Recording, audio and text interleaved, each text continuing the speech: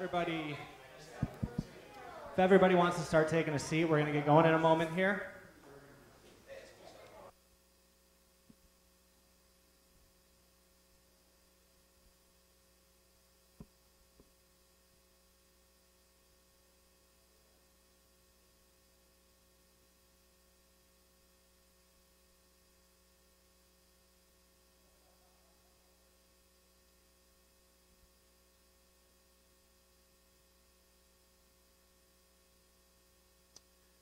All right, good morning. Thank you everybody for being here today. We're going to kick things off in a moment here. Before we start, I just want to mention a couple things. For those of you I have not met, I'm Sean Hayes. I'm Manager of Membership and Internal Sales here at Automation Alley. One thing I want to mention on your way in, you should have grabbed a Tech Takeover survey. So if you guys just want to fill that out, let us know how we're doing. Let us know what you thought of the event today, and make sure to hand it in at the registration table on your way out the door. If you're enjoying these Tech Takeovers, I know a few of you, this is your first one. I know a few of you have been to some of these before. We have 3 coming up in the month of June. The next one is going to be June 6th, next Wednesday, with Baco. They're going to be talking about collaborative robotics. But today we have Aras and T-Systems, who are going to be talking about artificial intelligence in future vehicles. We have 2 fantastic speakers lined up today. We have Michael Franz. He is Head of Strategy and Development for Global Automotive Systems at T-Systems. But first, I'm going to hand it over to Bill Bone. He is the CTO of Automotive for Aras. Good morning, and thanks a whole lot for showing up. A beautiful day to learn about artificial intelligence. We're not going to get into this very deeply, and we're going to hit some of the summary highlights. And I'll be talking about perspective from where Aras sees this in future vehicles. Michael will be doing the same thing from T-Systems, what he is seeing. So again, we're just going to hit it at the highlights. So today we have lots of new emerging technologies that are coming out. These emerging technologies, if you look at those 6 that are in the slide deck there on the slide, you'll see that every one of those are tied directly into automotive. Perhaps the only product that has that full sweep of all these new technologies that are coming out. The one we're going to focus on this morning is the one on AI and cognitive. We're going to be going through that, and we'll be looking at that in a role for future and autonomous vehicles. On the right-hand side, those of you, if you came out of a computer science class, you probably took either a course on computer science. These 2 guys, Dave Patterson and John Hennessy, are being acknowledged this month for the 2 top contributors in this particular area. If there's any 2 people in Silicon Valley that are impacting those 6 technologies up there more than anyone else, it's these 2 guys. So I'm happy to say I know both of them, and they're incredible people. Patterson is on the left and Hennessy is on the right. Hennessy's returned back. He was president of Stanford. He's returned back now to back to just doing normal things as a professor. So I want to start here this morning and talk about some views from different people and what they're seeing in AI. And we'll start out with a business view. So the business view is coming from McKinsey. And they're saying, as you can see up here, they're dividing it into both short and long-term kind of views of the world. Both of them are very optimistic.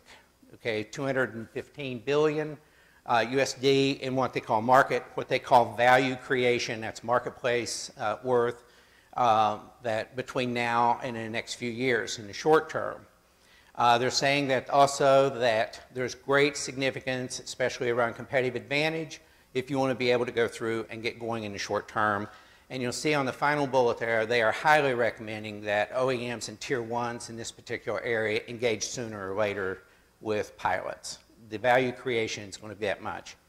The one negative they have on there, if you want to look at it as a negative, slowness, is the fact that in the short term, you're not going to get payback for what you're looking at because, and I'll get into some of the challenges are horrific if you want to be able to go through and look at them. Whether it's skills that are necessary to be able to go and make this happen, whether it's the investment model, And then there's just a lot of confusion in the marketplace, both on the dealership side in the vehicle as well as in the purchasing consumer. So if we come into looking at the world through some of the key leaders in this particular area, here's a view of the world in autonomous vehicles from Intel. Intel has a strong presence in connected and autonomous vehicles. They have a group here in town. Some of you may know Jeff Blanton and Kathy Kirchow. They've been in this business for a long time in terms of what they're doing. They happily supplied me with a couple of slides of what they're doing. But if you look on this slide, one of the things that you'll actually see is the degree of the depth that they are getting into, whether it's in tools, SDKs, whether it's in technologies.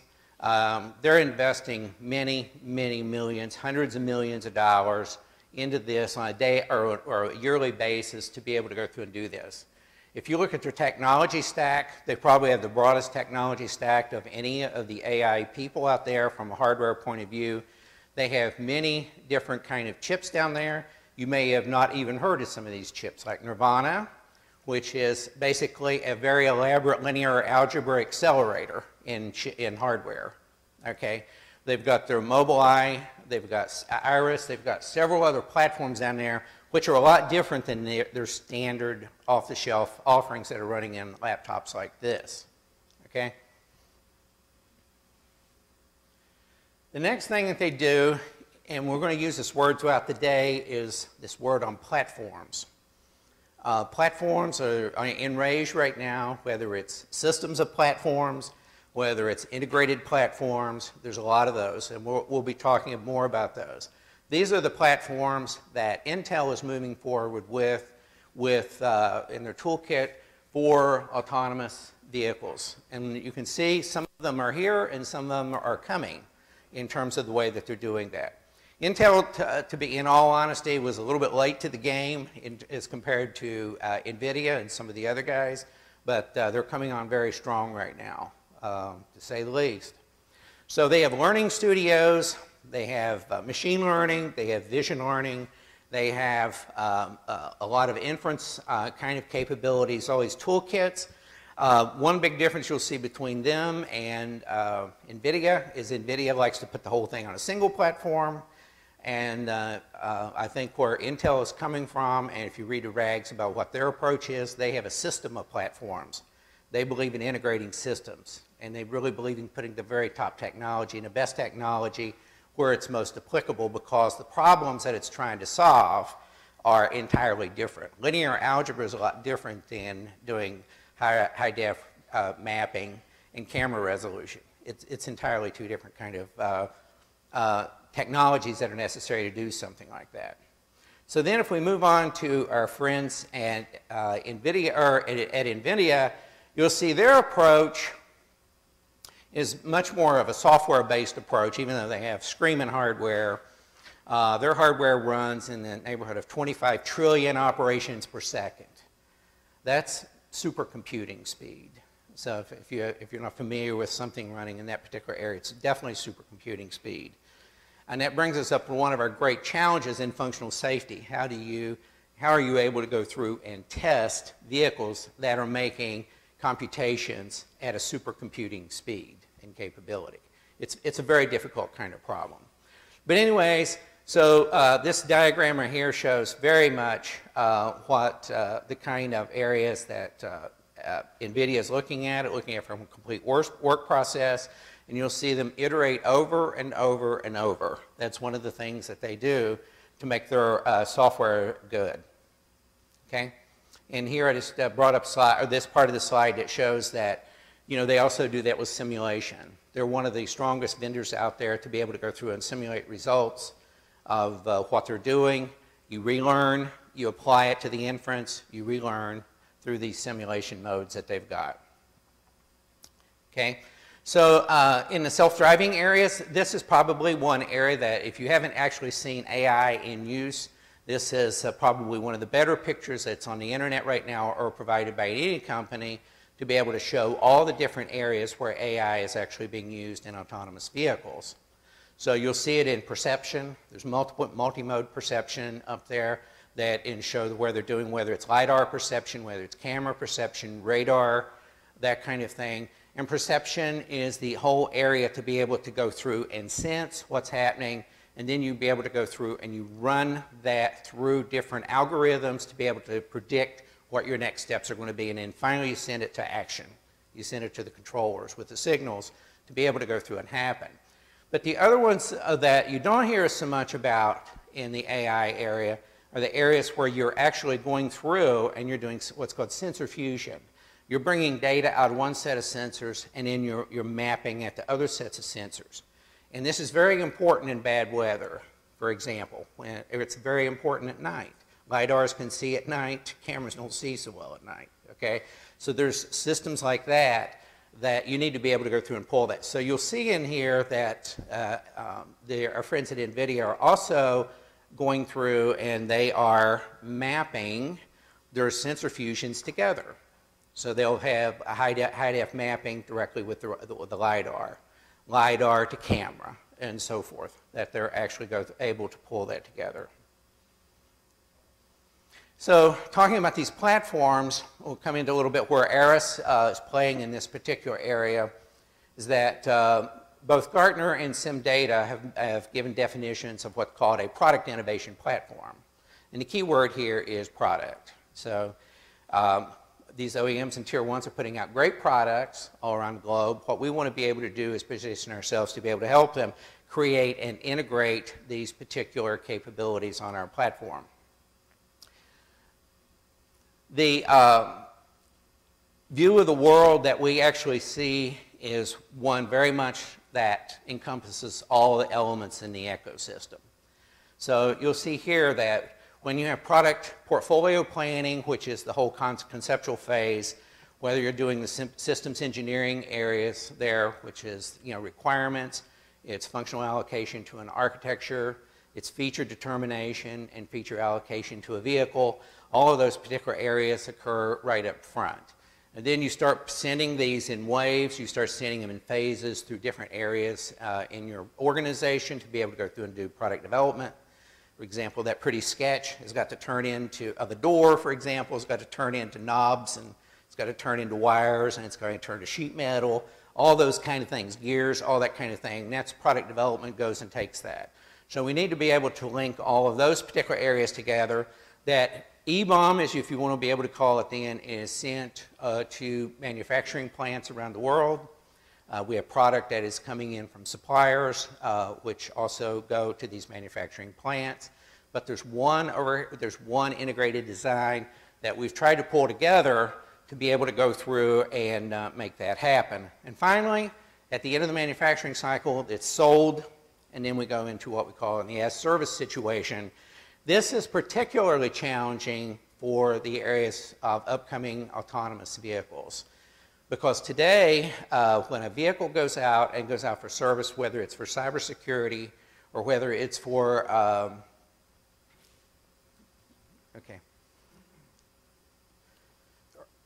or whether it's for cybersecurity or whether it's for service, today we have what's called the OBD port. It's the diagnostics port that sits in a machine. They plug in some fancy equipment to it. That whole world is changing dramatically in terms of what that's going to happen. These sensors that are on these autonomous vehicles are taking in the neighborhood of 8 terabytes of data a day driving. And this number is wildly all over the place, to say the least, because it depends on the number of sensors. Some of the new vehicles that are coming out have 42 sensors on them. The estimates previously, they thought they were going to be in the 20s. I'll just tell you, and a camera, high-def radar, and high-def cameras and LiDAR, they generate terabytes and terabytes of data when they're just sitting there running. So what we have to do is we get all this data, and we have to be able to go through and summarize the data. We have to discard stuff, something that you've just driven past, you can let all that go. For example, if there's no event associated with it. And then there's data that we want to save and store, things that can be used for different learnings down the road. If you come across a place where the vehicle wants to give back control to the driver, for example, in an L3 vehicle, what you want to be able to do is capture that data and say, why did the computer decide to do that? Okay. So this morning, you may have read, just happened, another wreck with Tesla, you know, a company between them and Uber. They are on the headlines of this. So parked police car sitting with no officer in it. A Tesla runs right directly into it. Okay, so it was in autopilot mode. And so what they're seeing right now when they're looking at these is the last one in Utah, if you remember, was a fire truck. It appears that, you know, the learning cycle that when they went through is the fact that if it's got letters on it, you know, and a police car was marked, I looked at it, it was very well marked that it was, you know, a police car. They're getting those confused because typical normal cars don't have letters on them. Okay? So what they do is they may classify it as a box, they may classify it as something, a building, they classify it, but why you'd still hit it is beyond me. I mean, it's, you know, you would do that. But the point is that there's a lot of learning going on in this particular area. And you'll see a lot of different approaches. Some people are taking very strong camera approaches. Some people are taking very strong LiDAR approaches. Some people are taking combination of radar and camera. There's several OEMs in town that's taking that particular approach. But what you want to be able to do is use AI to be able to go through and pull that all together. The problem is right now with these lower level vehicles, L2 and L3 vehicles, a lot of people have positioned AI as to be something in the future and something that's going to actually drive the car. The safety side of that we can handle without AI. But I think what you're seeing now is that the safety side is in need of AI work at this particular point. Okay, so let's get into some of these technologies that are necessary to be able to go through and support artificial intelligence. So there's a golden rule starting to emerge on how many AI threads that you want to be able to have inside of a vehicle that it's running. And it appears right now that this is starting to stick a little bit. I mean, this is very early, but they want to be able to run one AI thread per sensor. So that's a lot of computing, okay? And if you're going to be able to go through and do that, so you got an AI machine that's, let's say on a vehicle, it's got 40 sensors. I can't imagine them doing it for the ultrasonics because that's just parking and that close stuff, but running that for that. But let's say, for example, you run 20 AI threads. That's incredible amounts of computing power that is necessary to go in that car or in that vehicle to be able to go through and do that. And what happens in this is that we need to be able to look at all the elements that go and comprise that vehicle. So what we're going to do, we're introduce this term called a digital thread. A digital thread are these data linkages that's going to tie from the vehicle through what the vehicle was supposed to be when it was put together and went through product development to how it was manufactured to how it's at service, because all of those bring changes to a vehicle. And if you don't have some sort of traceability on that, you're going to run into a lot of problems. So just give you an idea, a vehicle that's out of control configuration-wise leads to massive problems in recalls. It's incredibly expensive because you have to go and take more steps on an individual car to determine exactly, for example, for these new vehicles, what type of software is actually in that vehicle if you lose configuration control. So you do not want to lose configuration control of your vehicle. As you can see here, there are many different ways to be able to go through and do that. We believe, Aras believes that a concept of a digital thread and a digital twin is essential to being able to go through and manage that vehicle. You can scrape digital threads to be able to go and comprise a digital twin in any stage, wherever you're at, to be able to go through and do it. And a digital twin, if you're not familiar with that terminology, it's a virtual perfect description of that vehicle at that particular point in time for where the data is coming into it. Okay, so we have these descriptions of these cars or these vehicles that are in the field. So what we need to be able to do now is to understand that in addition to these digital threads and these digital twins, we have this concept of all these different applications that are in the vehicle and in all the back-end systems that need to be linked together. Okay? Our platform goes through and it links all of these particular kind of applications that I'm showing here. It links those with one set of data of a vehicle. For example, you can take a vehicle and move it through its full life cycle and move it and be able to capture the design requirements, the business requirements, the service requirements at any particular point in the stage to be able to do that. You can run a full program management. Our program management, a lot of people think of Microsoft as their major program management tool. It can't connect steps and actions to electrical parts and to mechanical parts. Our software does that. So you're able to go through and tie all these systems together all the way through the service life cycle. Okay? We can connect these digital threads all the way through. So create these digital twins whenever. So in summary, I just want to go through. We've hit this at a very high level coming through. But talking about some of the applications and the usages of AI, who some of the leaders are in this particular area, certainly some of the challenges that we're talking about. But just bring to your mind that artificial intelligence is a disruptor. It is one of the key disruptors that is going to be used to be able to bring these vehicles to market.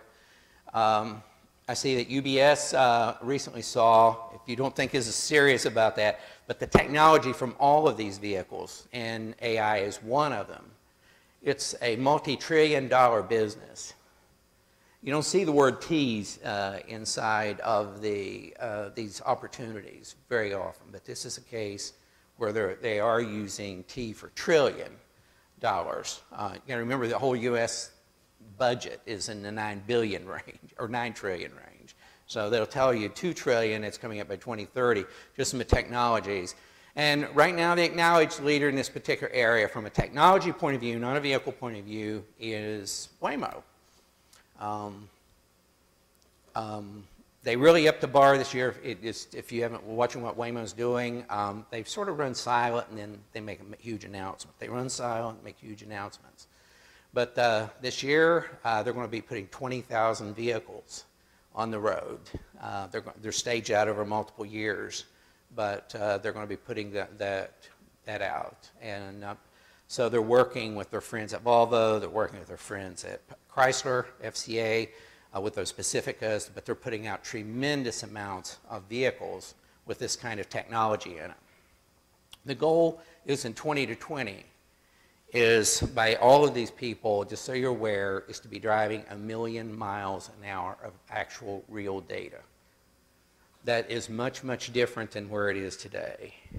So that's a very key goal that these guys are shooting for. Okay? So artificial intelligence is it's very prevalent in the in-vehicle platforms as well as the back office platforms. So back office, you say, well, how does that have to do? Well, you have to teach these AI systems inside the vehicle, you know, how to learn. I mean, you got to teach them what you want them to be able to do when they perceive different kind of things that are happening in the vehicle. All that's all back-end kind of stuff. The other thing is that AI is going to be used in many other areas than in-vehicle platforms. It's going to be used to optimize supply chains. I think Michael's going to get into these areas. It's going to be used in predictions around predictive analysis of vehicles. There's a whole bunch of areas there that in the back office side where we're going to see AI used also. This whole area of digital threads or digital twins is to be able to link all these data is very important. So keep in mind that if you lose control of your vehicle, configuration control of your vehicle, you can't do change management across your vehicle because you don't know what's in it. You got real problems, much deeper than you may actually even perceive that you've got. So you do not want to lose configuration control. And finally, the use of a product integration platform to be able to go through and help you with getting this data and getting these systems and processes defined and getting it automated through one view is important to where we're going. So with that, Michael, I'll turn it over to you.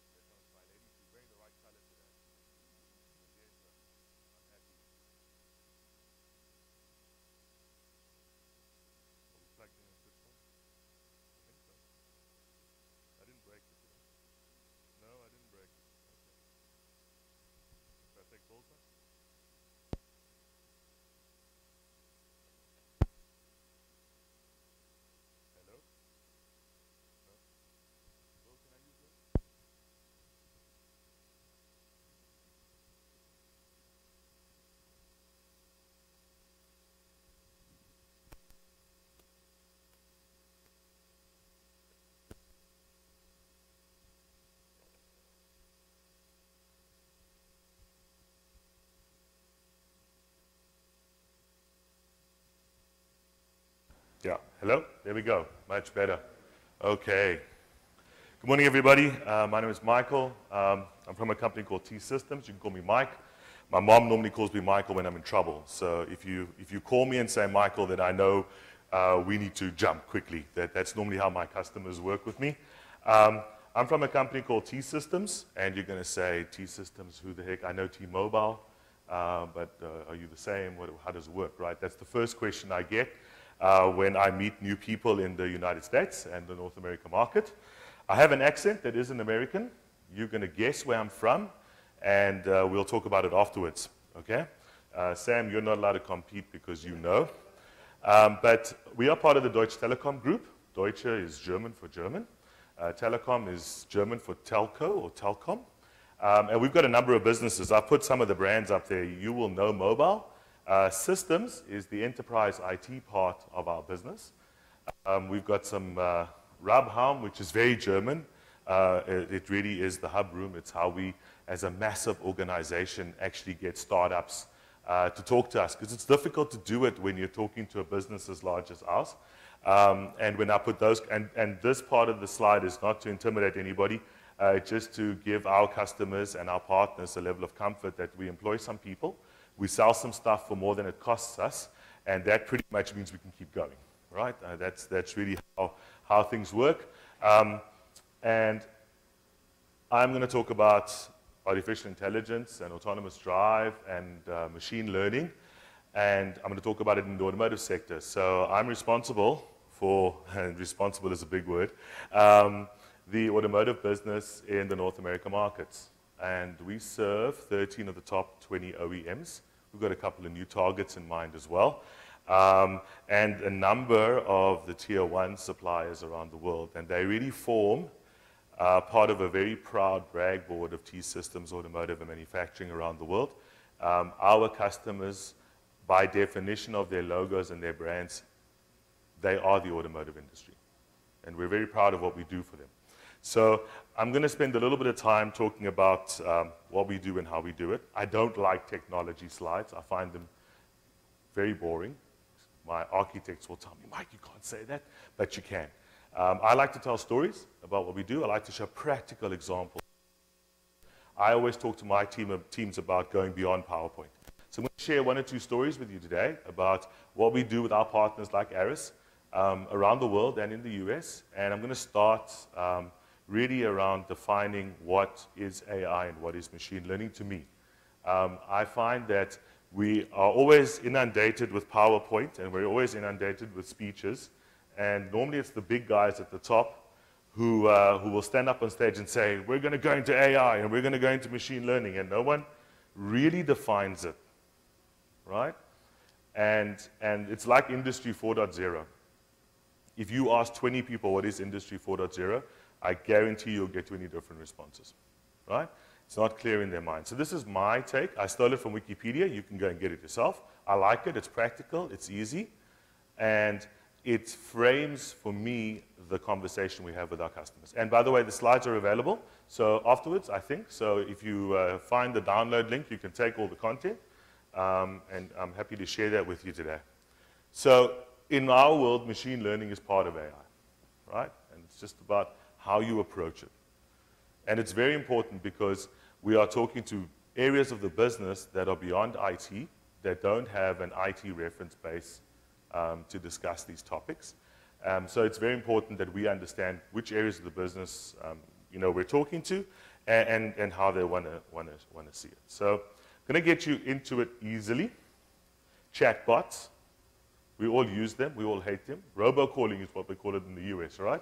And when you try and dial like a credit card company and want to speak to a human being, a squidgy bit behind a keyboard, you have to go through this machine that is trying to help you and take away that flood of people into the call centers.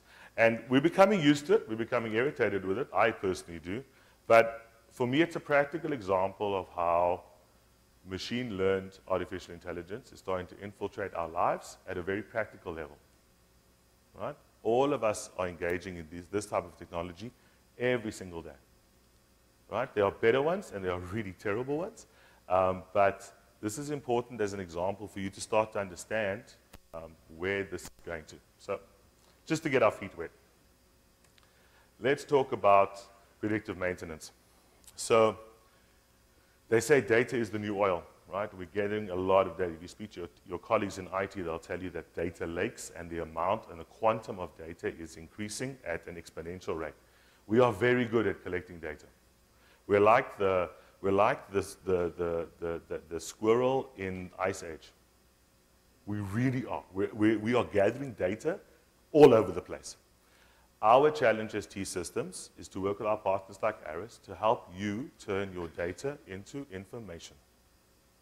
Those ones and zeros must become information. And that information, we have to help you turn that into knowledge. Because if you don't turn the information into knowledge, you cannot make any decisions. Now, Aras has got some awesome software that helps us do that. And it's not always about Aras. Sometimes it's about how we link all the stuff together and make it all fit together and work. But that's just to give you an idea of the path we need to follow when we're talking around these topics. So connectivity is a big thing, right? We have to connect the world. And we work with many of our partners and our customers around the world. And 5G is always a question that comes up. Where are you guys on 5G? We're there. 2016, February, we launched in Germany the first operational 5G tower for testing in the automotive sector around autonomous drive on an Autobahn. So our customers are using that technology to try and understand what's going to happen, right? It is there and it's coming. There are two elements to it, but we'll get into that on a private, on a one-on-one in terms of how we deal with that. And then we have to work on condition monitoring. We have to store and translate the data into information. We spoke about that. And then we have to use the technology we have to gain insights and to start to learn and let the machine learn what is happening with what we are measuring and monitoring. And then we want them to become intelligent. We want them to trigger actions and processes inside organizations and with customers to allow them to work. Right? We got it? That's the pathway that we follow. All right, so let's get to inside the factory first. So to set the scene, we work with Aras. Aras helps us put in some PLM technology. Very clever guys design a nice vehicle or a nice component, and then we translate that data and that information onto the production floor. And this is an example of how we use predictive maintenance in the automotive sector. This is early detection of welding robot failure in a real automotive factory. I can't tell you who it is, but they have a three-pointed star on their hood, and they're based out of Stuttgart.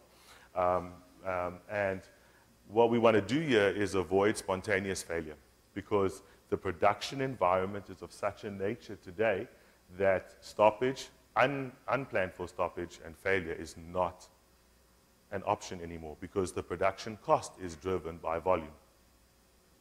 Right? So what we're doing with our customer here is taking what we've designed in the PLM space, connecting it into the manufacturing execution systems and the robots. So what are we going to make and how are we going to make it? Putting into that machine technology that allows us to tell our customer with them that we have early warning notice that robot number 4 is going to fail, because outside of maintenance schedules, this is happening on the machine, because we're gathering the data of the machine. Okay, we got it? All right. So, self-learning, so it learns by itself. And this is one thing I would like to share with you, that you will find many people in the technology space who will tell you, we've got machines that you just plug and play, and it knows, it can predict it. It's not true. Machines take time to learn what is a good result and a bad result. Okay? So my 11-year-old, when I told him this, he says, so Dad, when I ask you what's 10 plus 5, and you say 17, and I go no, and then you ask me what is 10 plus 5, and I go 11, and you go no, and then I ask you what's 10 plus 5, and you go 15, you go yes, correct, right? We know the answer as human beings, but we want to teach the machine to know the answer, so we don't have to put a person there to watch it, right? that is a practical, really 11-year-old understanding of teaching a machine based on input to know the right answer and then to respond in the right way. Okay? So, got it? There we go. So now we get to my favorite slide, because this is what is happening. This is really what is happening. It is the advancement in the automotive space, and I'm a firm believer that the automotive industry as a collective whole will absolutely drive this innovation into the rest of the industries that we know. Right? This and agriculture. If you want to see autonomous drive, go visit a commercial farm. They've got it, because there's nothing else to crash into. Right? There are no fire engines or police vehicles. But we know that these 5 things at the bottom here, they drive the innovation because the technology is there, right? And we know that we have to help our customers in all of these areas to understand it and to get to grips with it. And one of the things we as T-Systems have to be very careful about is connectivity and security. Because as we help our customers connect all of these machines, so they become exposed to the world and the world's problems. We have customers who today have WannaCry infections on old machines in production environments because they're now connected. And they're not getting patched along with your laptop. I don't know if any of you have experienced this, but when you're going home and you're shutting down your laptop and then the machine says, please do not shut down, updating system. And you have to wait while it scrolls through that 35% for about 10 minutes, right? That doesn't happen on production machines all the time because they're isolated from IT. And they're old, and they're just there to perform one function, but they are connected, so they get infected. And that has a business impact on our customers. So how do we help them protect it from a security perspective, right? It's very important to understand that. So we're very fortunate as T-Systems to work with an organization like BMW around the world, including in the United States. And we're the technology partner for them for connected drive. And for many in the automotive industry, connected drive is one of the benchmarks right now for how you connect the vehicle back to their customers and also to themselves. From a technology perspective, it's very important. We don't know all the answers, but we're working hand in glove with our customers to understand this. So we help them from designing the vehicle, manufacturing the vehicle, to actually allowing that vehicle to operate in a world that exists today. And they are very defined as an organization around what autonomous drive is going to look like. And they have a plan around that. We support where we can. We are very fortunate that many of their suppliers are also customers of ours, which creates a very nice ecosystem to allow that to happen. Okay? But we have it's way more than 1 million vehicles on the road right now. It's actually interesting to see the volume increase and how it works.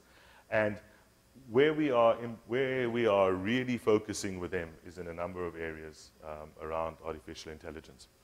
I want to share with you today, and I can't share everything, obviously, some of it is under embargo, but I want to share with you that we are working around artificial intelligence solutions around smart home on connected drive. How do we connect the home and help and put in artificial intelligence around that space to allow the driver behind the wheel to actually be more efficient around what happens at home. And it's an interesting environment because we know that technology like Alexa and Google voice command is coming. And I always smile at that because I watch a lot of technology, automotive technology, YouTube content. It's amazing what people do. And a year ago, I watched a video of a guy who took an Alexa device and actually plugged it into his vehicle. And now our customers are asking us to scramble and have a look at that kind of technology. But people are amazing. Innovation sits on YouTube if you just have the time to go and find it. And we're looking at how we can help place Alexa into an AI environment that works in connected drive. Because the OEM has very specific requirements around who controls the content and the information about the driver and the vehicle. Because they know and understand that data is the new oil. So just an example of how that is going to work. So I hope that helps understand what we do and who we are. I hope it helps you understand some practical examples of how artificial intelligence and machine learning really works in the real world and not just on PowerPoint. And we invite you to talk to us. If you need us to help you, if you need us to come and sit with Aras and yourselves to get a better understanding of your requirements and how it works, we're here, we're ready to help. Thank you for your time and thank you for listening to me.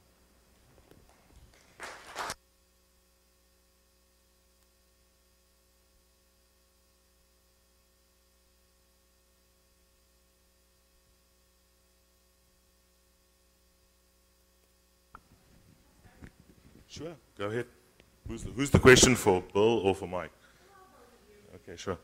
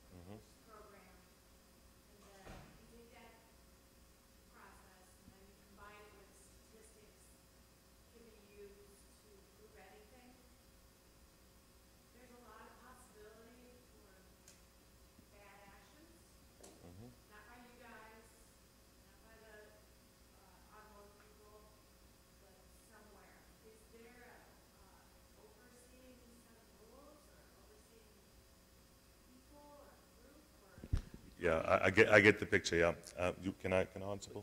So the question is, and maybe I'll put in a practical example, and you tell me if I'm getting your point. And this is an individual response to it, not a T-Systems response. Are we as a society ready to understand that a machine inside a vehicle will make an algorithmic decision about protecting the occupants of a vehicle, even if it means leaving the road and taking out a pedestrian? Something like that, right? Yeah, and where does the data reside and who owns it, right? And what are you doing and do they really know? Yeah, absolutely. No, there is no direct overarching governance structure for that. It is directly determined by the regions that the vehicles operate in at the moment. And to be honest, governments around the world are behind this. They are not in front leading the charge. We always talk about, and I always talk about frameworks that automotive industries need to work in.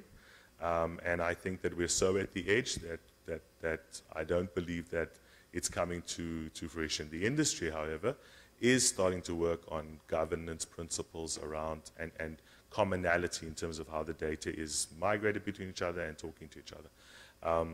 And this, unfortunately, hasn't been legislated adequately at this point in time.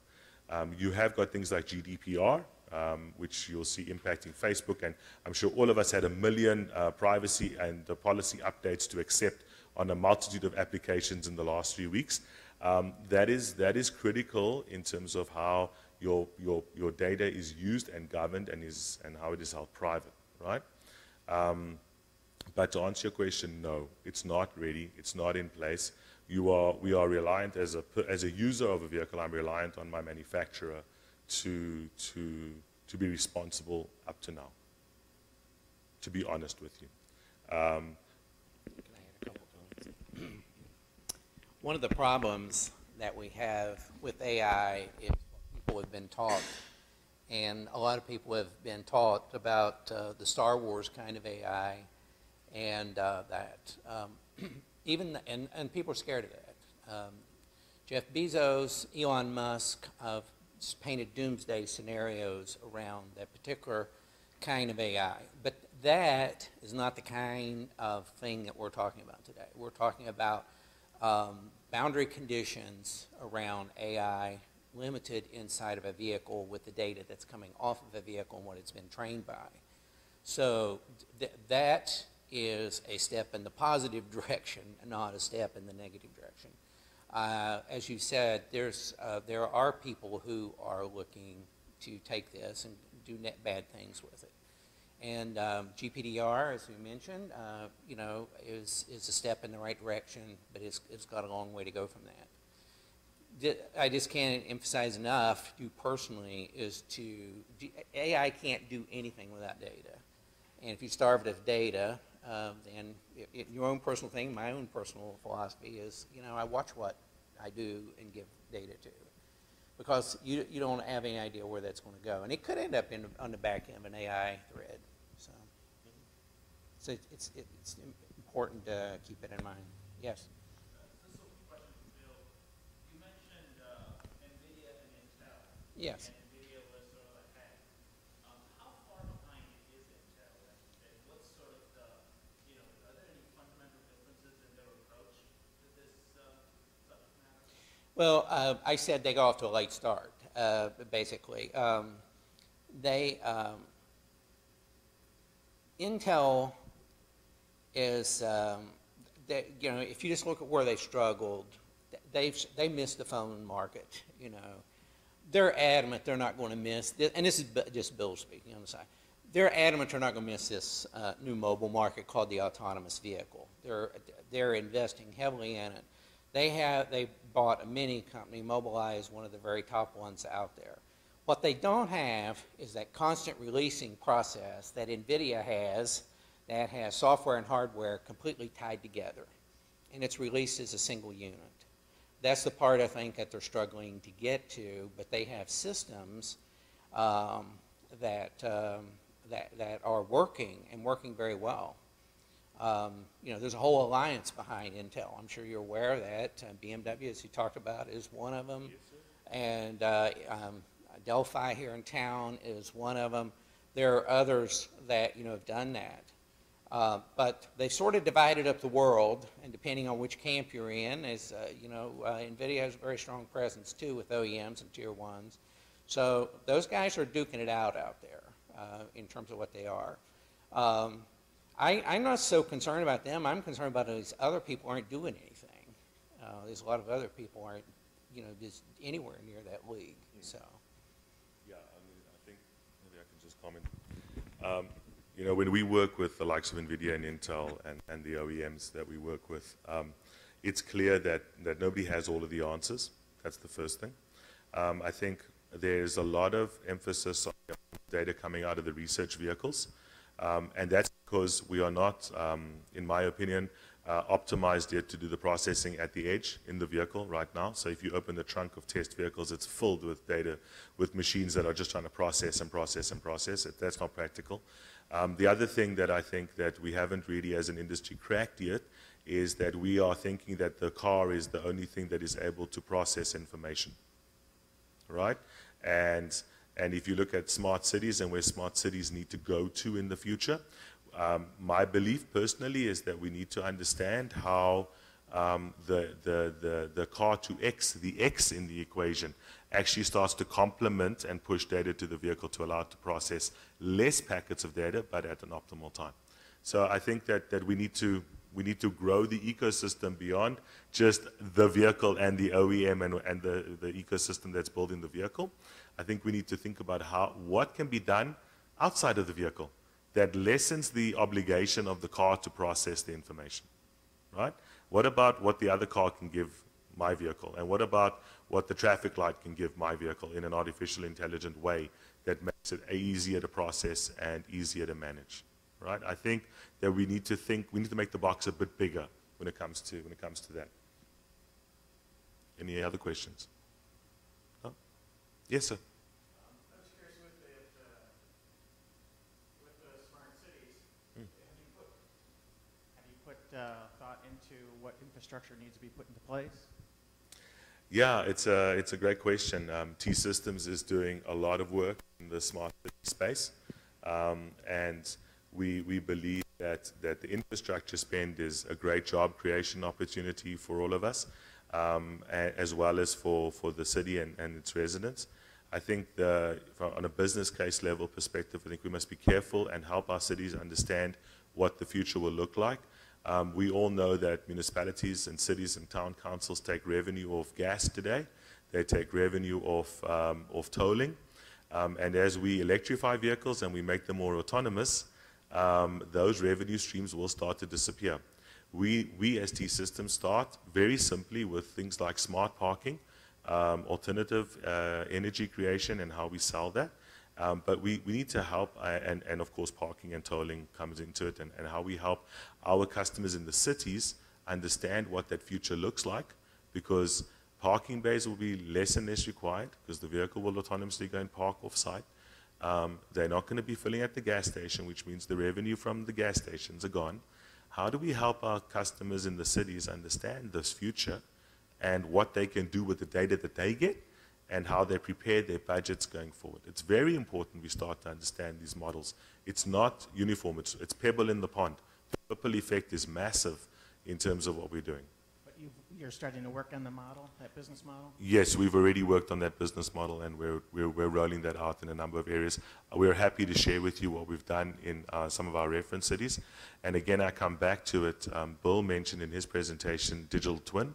So we're working with cities to create digital twins of the city so that they can start do scenario planning around what that future looks like in terms of when they change the variables up. Another quick point.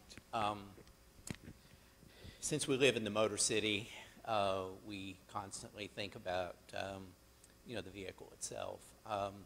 If you go to CES, you'll see just as much there on smart cities as they have on smart cars. In terms of what that is. And there's a company in town, Deloitte, who is actually one of the key leaders, global leaders in that particular area too. I know, Michael, you guys have been on the implementation side and stuff, but these guys have been working with many city leaders to be able to do that work. Question? Deloitte and Touche. Yeah. They have a very strong presence. Where's John at? He just walked out. John and I were at CES this year, and that was one of the largest groups around there. It was the group that they hosted on smart cities, and it's marvelous to be able to go through and look at what's going on there. GM has a saying: they're striving for zero emissions, zero congestion, zero crashes. That can only be done in conjunction with smart cities. It just has to be that smart city technology is a part of that. Other questions? Well, good. I think we're at the top of the hour there. I think because we got started about 10 minutes late. So thank you guys for joining us, and it's glad to see you here. Obviously, as Michael's been saying, if there's anything that you want to be able to talk with us about, we're here, and we'll be here for a while. And for Aras, Sam, Karsten, John, there's several others in the audience here, people you can talk with also. Thank you, guys. Okay, thanks.